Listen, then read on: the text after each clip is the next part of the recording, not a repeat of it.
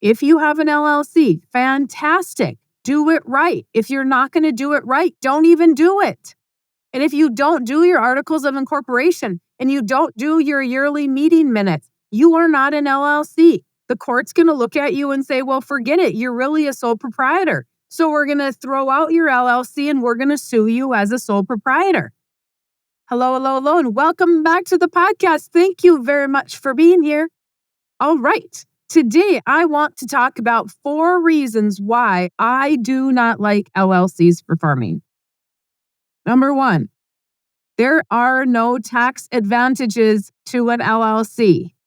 An LLC is for liability protection only. It has nothing to do with taxes unless you file as an S Corp. So, those of you, many of you, think that you have an LLC and that's going to create some kind of tax advantage.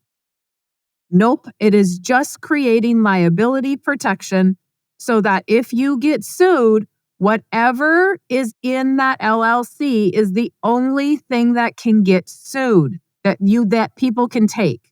Okay?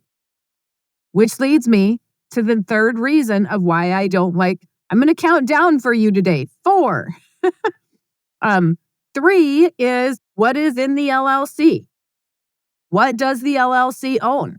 The majority of people that have LLCs, I shouldn't say the majority, some of them just have inputs going through the LLC. They just have the income running through the LLC. So expenses and income are the only things going through there. There is no equipment in an LLC. There is no land in an LLC. My friends, you are farming. If you get into some sort of trouble for liability purposes, it is probably with the equipment, right? If you're driving down the road, and this has happened, I have talked to 3, maybe 4 people that they're driving down the road and they turn right or they're turning left, and some bozo behind them doesn't want to wait, right? So they're going to come up around them and pass. I visited with a gentleman who he had his signal light on. He was going up a hill. The bozo came around him, hit somebody head on, and killed them.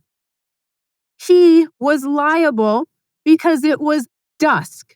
It was still light outside. The sun just started to go down, and he did not have the lights on his tractor, but he had his signal light on. I have another client that was turning left, and guess what? It's somebody else comes around him just as he turns. 3 people, only 1 out of those 3 had somebody die. None of those 3 people was it their fault. People cannot wait. You know that. You are in this industry. It is your living. I don't need to tell you about all the bozos on the road. But if we don't have the equipment in an LLC and they sue you, they're getting everything except the money that's within the LLC. They're going to take your personal property. They're going to take your home. They're going to take all the equipment. Anything that has your personal name on it, they get access to because you didn't have the equipment in an LLC. Some people create the LLC just to keep their records easy. The LLC is there for liability purposes. What does the LLC own? Most people don't know the question to that either. Are you buying equipment under the LLC? Does the LLC own land? Does the LLC own the homes that the land is on? I see that sometimes where the LLC will own the farmhouse. No, thank you. I don't want my house wrapped up in a lawsuit. If the equipment's in the LLC and the land's in the LLC and my house is on that land, no, I do not want my house on there. And think about when there's a buyout of the LLC. Do you still have a place to live? I do not love that idea. Now, I am not an attorney. I am just a person that has seen a lot of situations with clients that it is not always worked out in their favor. And I do know there are people like my wonderful friend Jolene Brown who loves LLCs. But I also know my wonderful friend Jolene Brown has Articles of Incorporation, which we are going to talk about shortly. So what does the LLC own? Put something in it. Don't just start an LLC and assume that it's going to just miraculously things are going to appear in there. No, you need to actually change the titles on equipment. You need to change the titles on land. And when you do that and you put them in the LLC, there could be tax consequences. So you need to talk to your accountant about it. Anything forward that we buy, is that going to be purchased through the LLC? What does it own? What are we trying to protect? I have clients that have an LLC for their expenses and their income, and then they have another LLC for equipment, and then they have another LLC for grain bins, and then they have another LLC for land. Everything has its own LLC. So if one thing gets sued, they can't take anything else because it's all protected. How crazy do you want to go? It's totally up to you. Number 2 thing that I do not like about LLCs is there's never an end date. Does this LLC go to eternity? Does it end after a certain generation? How long can this LLC go? We've kind of had that when we talk about corporations a lot. Some people don't necessarily, they'll have a corporation and then to end the corporation is really, really hard. To get stuff out of an LLC can be difficult, from what I understand. Again, an accountant question. And so make sure that when you are setting up your LLC, you are thinking 3 to 4 generations down, not just today. That is the thing that I see the most, is that people are thinking about today and only today. They are not thinking about what happens for generations, which brings me to the number 1 reason I do not like LLCs for farming.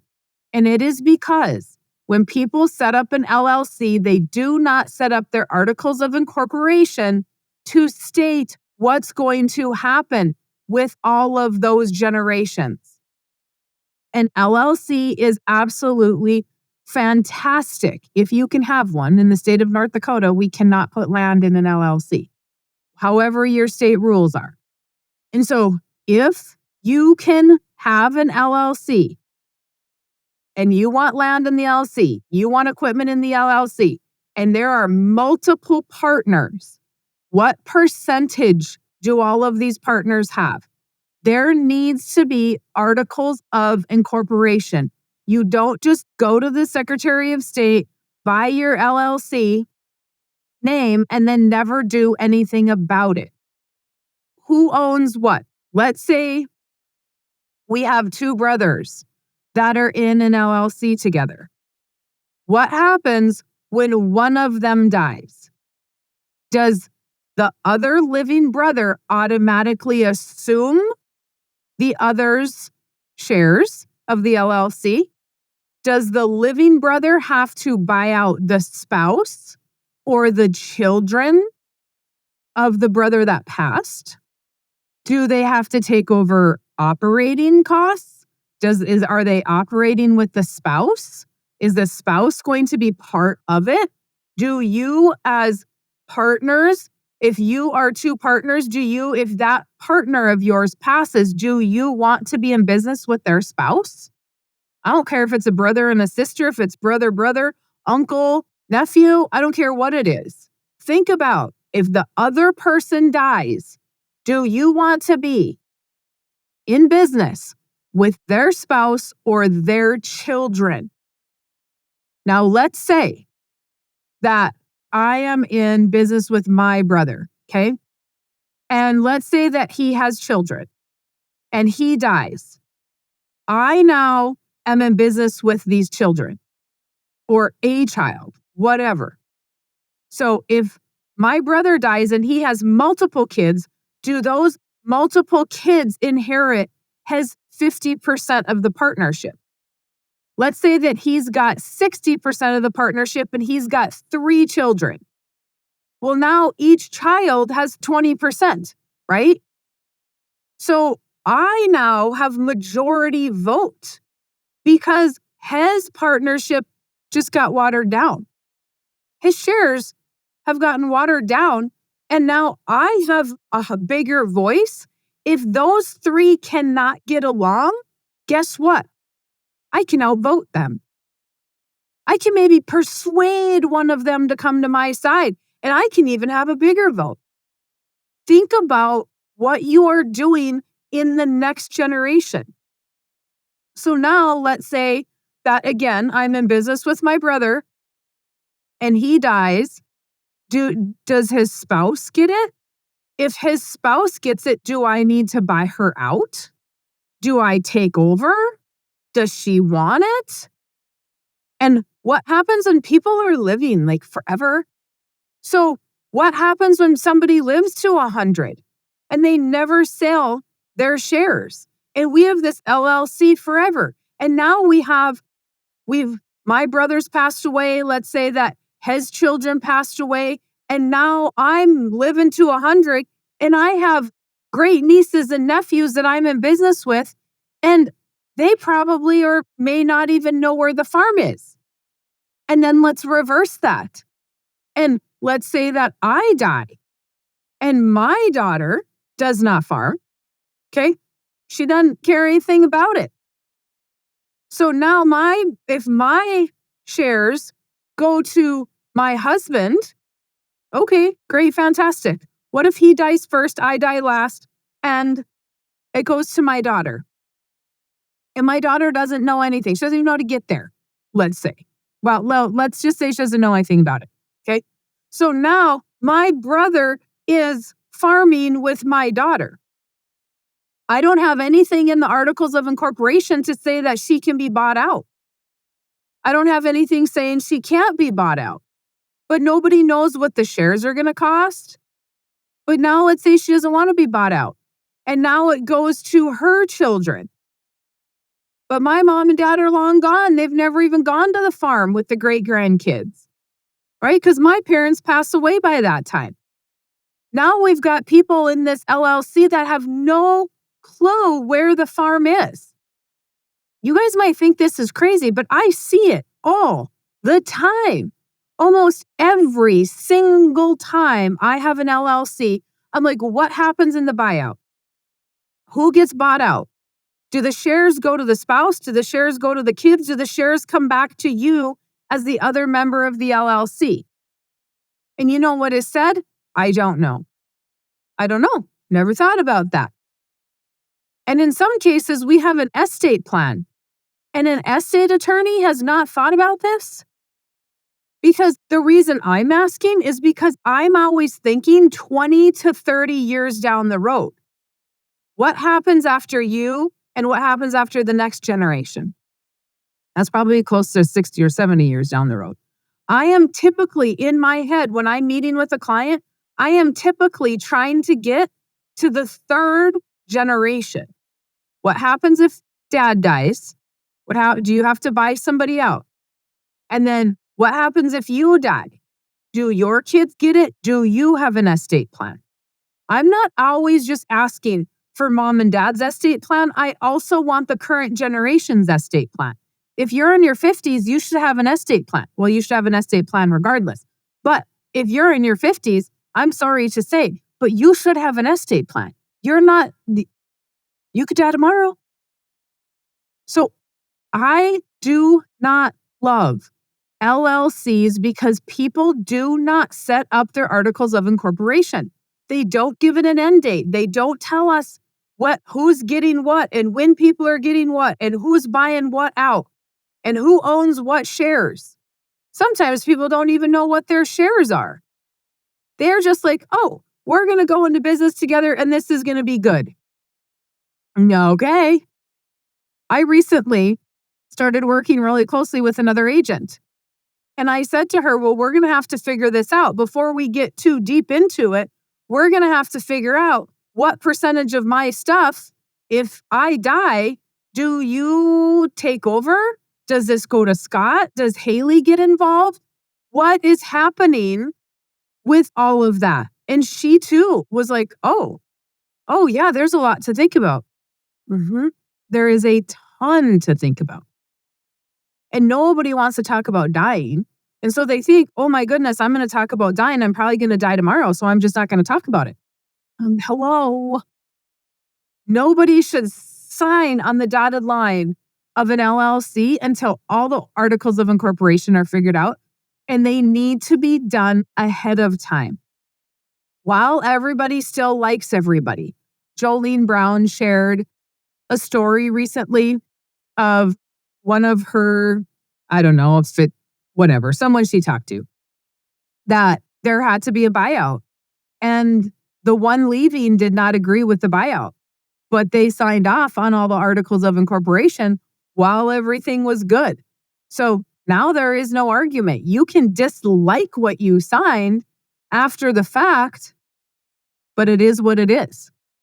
If things need to be changed and amended along the way, then amend them along the way. But once everybody's mad at one another, that is not the time to be creating articles of incorporation. And within those articles of incorporation, where is the death benefit required? Where is their life insurance required? That if one of the partners dies, we have key man insurance. We have a buy-sell plan. Where that needs to be within the LLC as well. And not term insurance, whole life insurance, not universal life, whole life. And why do I say that? Because again, term is great as long as everybody's getting along or as long as everybody's healthy. But as soon as somebody is sick and we can't get whole life on them, guess what? We now, if they live past their term, we now don't have any insurance. And I talked to a gentleman who owned a business with another guy. Everything is great. They get along wonderfully, but they're getting up there in age. So they were like 60 and 65 or something like that. Well, guess what? The 65-year-old was running out of term insurance and he has cancer. He can no longer get insurance. And so what they had is a buyout agreement, which was going to be the term insurance, is no longer going to suffice if he passes away. So now the other partner, the 60-year-old, is going to have to figure out where he is going to get the money for buying out the partner's spouse. He's going to have to go get a loan. Do you think that is going to cause an issue financially with that business? Most likely. If you have to go get a loan to buy out a partner, is that going to hurt the farm? Yes. Here's another thing you can put in articles of incorporation. Does the living spouse or living children have to sell? And if they do they have to owner finance you? Do they have to owner finance you at X% over so many years? Can they force the sale immediately? Or can you have some time to go to the bank and figure it all out? Because you don't want to be in a situation where you're having to buy everything when commodity prices are down because somebody passed away. Think about every little detail of what you're going to need to do if one of you wants to be bought out or dies. And make sure that we're covering generations. If you have an LLC, fantastic. Do it right. If you're not going to do it right, don't even do it. And if you don't do your articles of incorporation and you don't do your yearly meeting minutes, you are not an LLC. The court's going to look at you and say, well, forget it. You're really a sole proprietor. So we're going to throw out your LLC and we're going to sue you as a sole proprietor. So everything is subject to it anyway. It is super easy to do articles of incorporation. It is super easy to do your annual meeting minutes. You type them up. There's templates online. You type them up, you staple it, you put it in your file every year. Make sure you have your stuff together. Preaching to the choir here. I am not good about doing that myself. but we have to do those things or we're not actually a legit LLC. Okay. Those are the 4 reasons why I am not a fan of LLCs for farming, because people don't do what they're supposed to do. They don't think about it long term. And so we've got this LLC that really means nothing. All right, you guys, let me know if you need anything. Email me, maryjo@withoutthebank.com. Or you can go to farmingwithoutthebank.com, grab your book, and schedule your appointment, and we will visit to see what we can do for you. Have a fantastic rest of your day. Thanks for listening to the Farming Without the Bank podcast.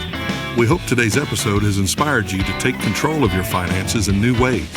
Don't forget to check out our website, farmingwithoutthebank.com, and engage with us on our Facebook page, Farming Without the Bank. Join us next week as we smash more financial myths and empower you to accomplish your financial goals.